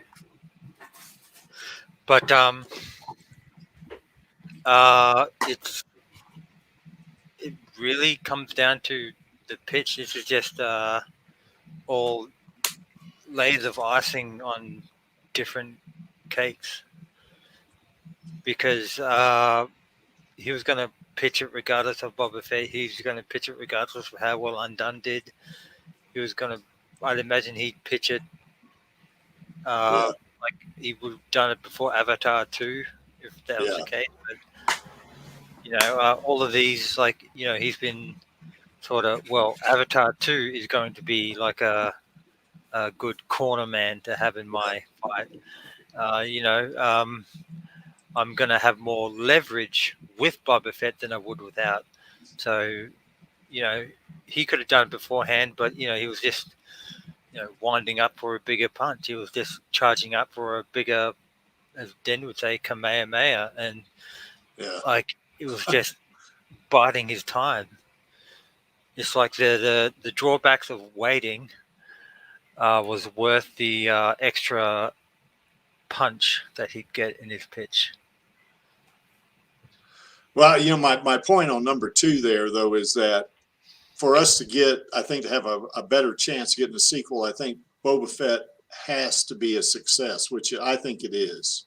So if Boba Fett had crashed and burned, that's going to make that pitch a lot tougher, I think, to convince Disney, But I think the fact that it was successful, I think is going to be I think that's going to help.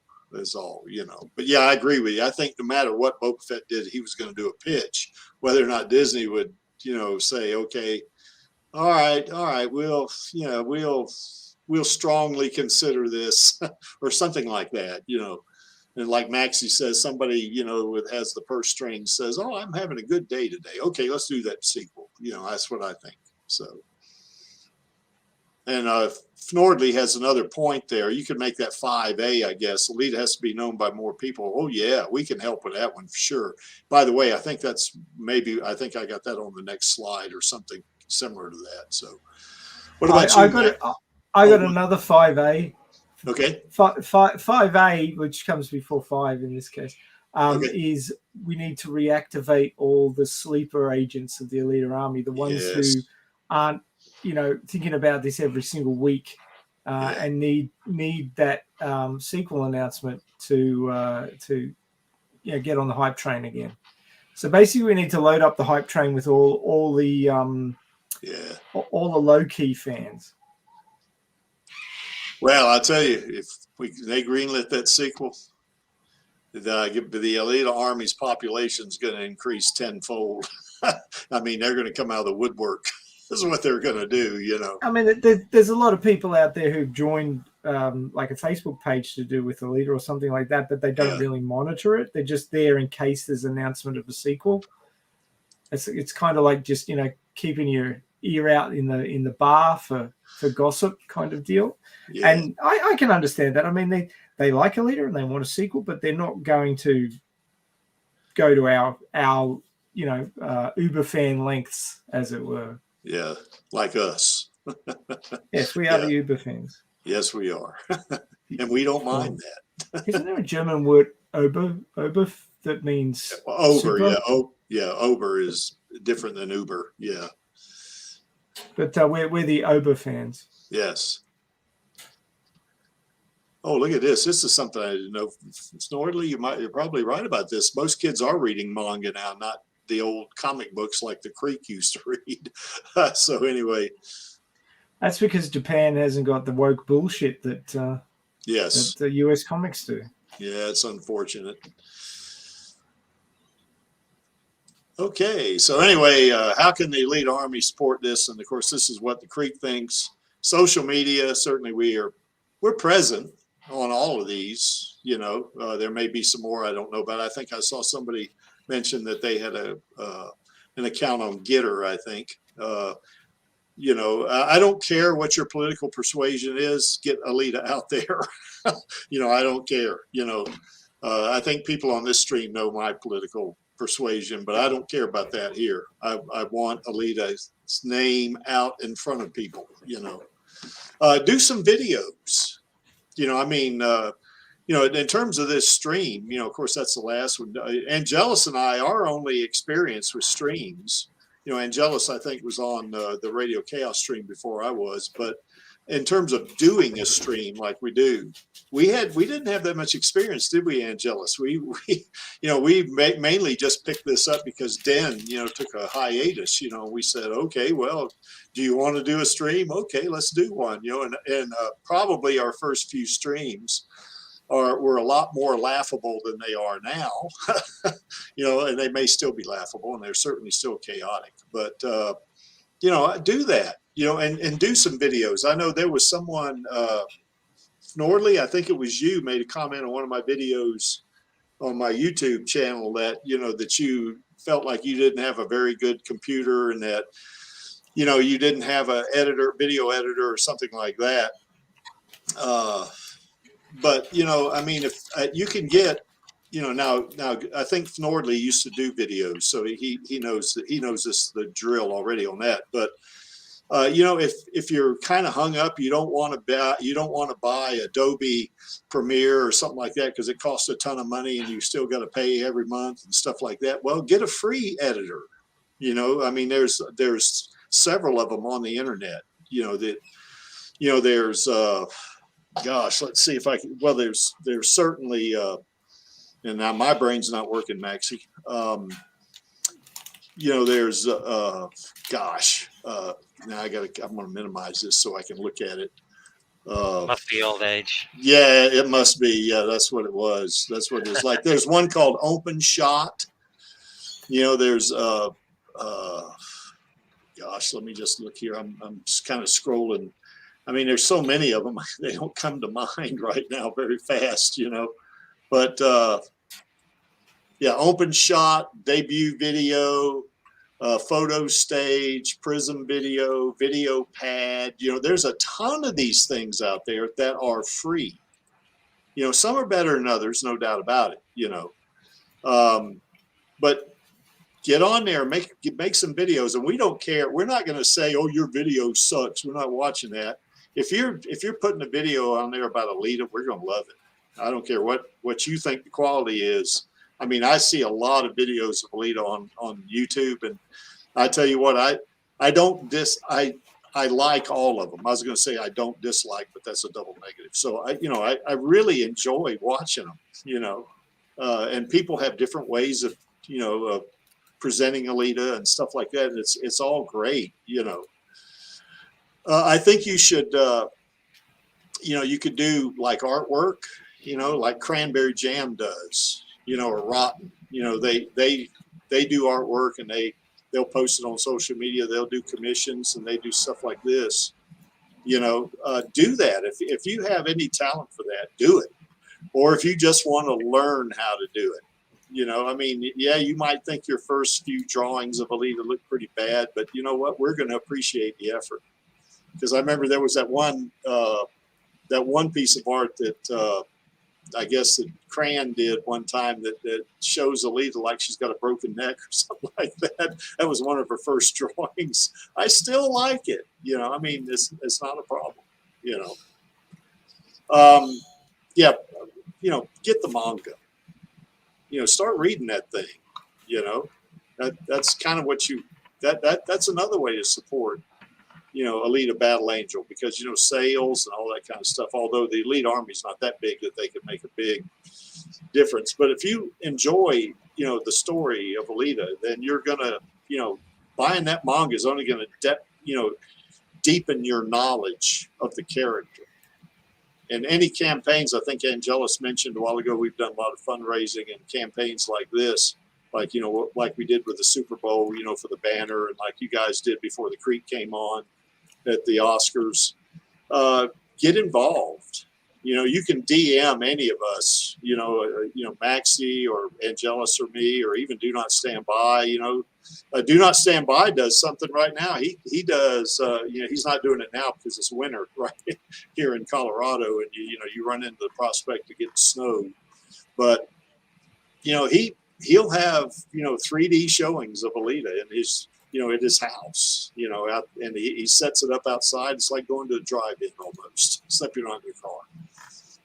That's the kind of thing you can do, and certainly participate with us at Radio Chaos and this stream, and there's other streams. It's not just these two. you know, Alita Lore has done a couple of streams. Dan used to do streams. You know, sign up for those things. Get in there. You know, and it's like with the Radio Chaos. If you've got an idea that you want to talk about or you want to see on Alita, you know, get to the guest sign up sheet and just put it in there. You know, and just what you want us to talk about, stuff like that. We'll do it. You know. And as far as this stream goes, if you got an idea that you want, then shoot me a DM, you know, or a tweet or whatever, you know, or even a post on Facebook, you know, I don't care, you know, and certainly we'll do it. You know, any way we can talk about Alita and present Alita is a good thing. So what do you think? I guess Do Not Stand By. I kind of gave away one of yours, I guess, the 3D showing, but what else you got? Yeah, thanks for the shout out for that. I'm definitely looking forward to starting up the 3D outdoor showings once the weather's nice again. Hopefully that'll be a month or two. The other thing I might suggest is that I've seen the Battle Angel Alita manga at my library now, and it wasn't there last year. So if it's not at your library, you should request it because nothing sucks with new fans but them browsing the manga aisles and then happening to see Battle Angel Alita. Cool. Angelus, you got anything?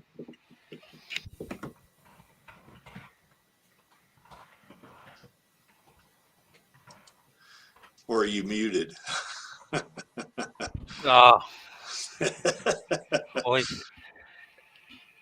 yeah, it's, you know, just with the artwork, you know, you could draw a circle with a stick figure body as long as you've got two red lines where the eyes would be.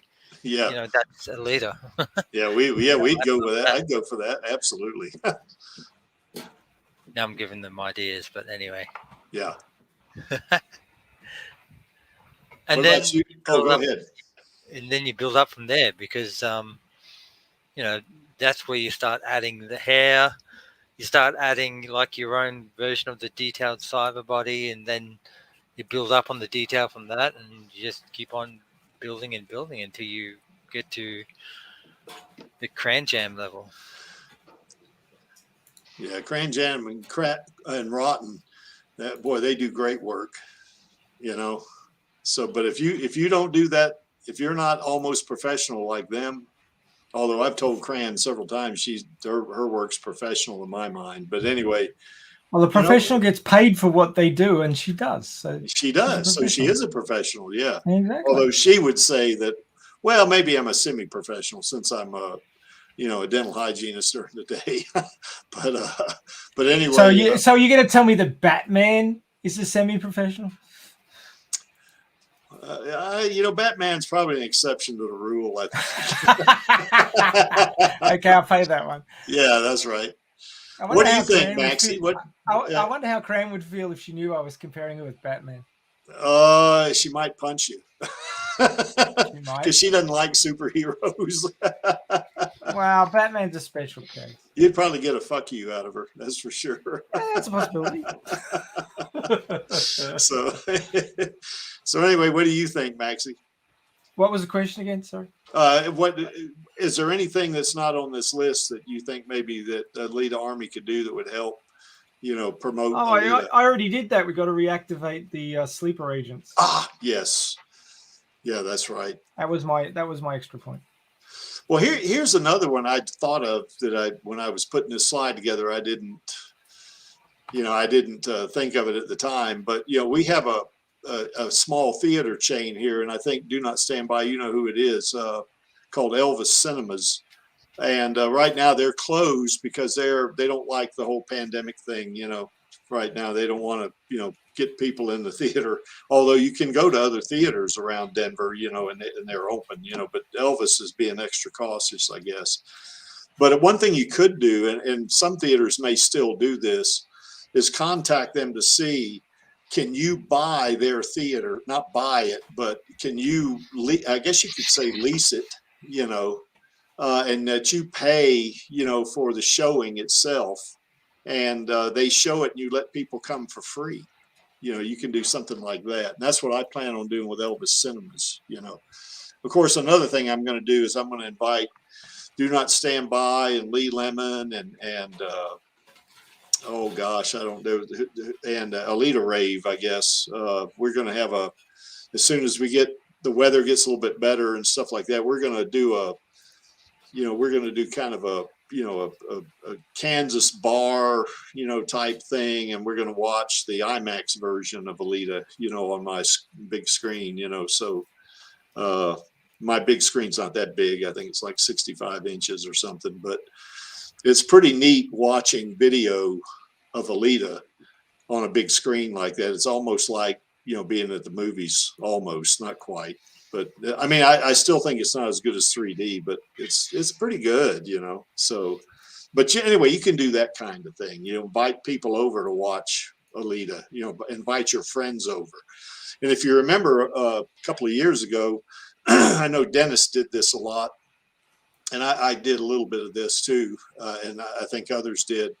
I don't think we're doing that too much now, is buying DVDs and Blu-rays, and giving them away, and for instance, I just here a week and a half ago, I gave a DVD and the concept art book to the local library, so you can do stuff like that too, and that gets the lead out in front of people,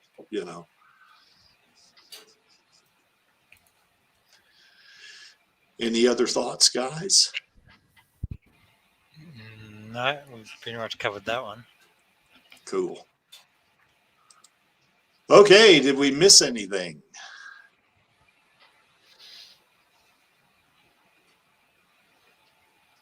Other than we're missing a Alita cinematic universe, but other than that, yes, we do want that. Yeah, the Creek wants that. Of course, that's why Alita loves her Uncle Creek, as you can see there. So anyway, yeah, that's what we all want. So any other thoughts, guys? Did we miss anything, or we talked this one out? We're going to save a little bit for tomorrow. Oh yeah. Well, tomorrow's going to be a little bit different. We're going to zero in a little bit more on Boba Fett than we did today. So. And by the way, I'm going to be the stream manager. Tony had something come up, so he's already created the instance, and that's okay. I'm going to be able to stream to it. So, no, let me get to this first. This is our queen right here. Rosa made it happen, and I know that Alejandro Camargo would say that she's beautiful, and she is. This is she's a great actor. I mean, even in some of those earlier films she did, when she played in Divergent and Maze Runner. I did see Divergent. She was in there. And I didn't see all of the Maze Runner. I saw part of it, but she's great. There's no doubt about it. She's the Creek's favorite actor. So, yeah, you're right. A hybrid. Everyone would say that. You betcha. Creek especially. Okay, Angelus, I think you're going to be the host tomorrow, right? Or am I going to do? It's just going to be Angelus tonight. Being wifed. Yeah, Max is being wifed, so I guess Angelus and I are going to team up on this one. So, Angelus, you want to talk about it, or you want me to talk about it?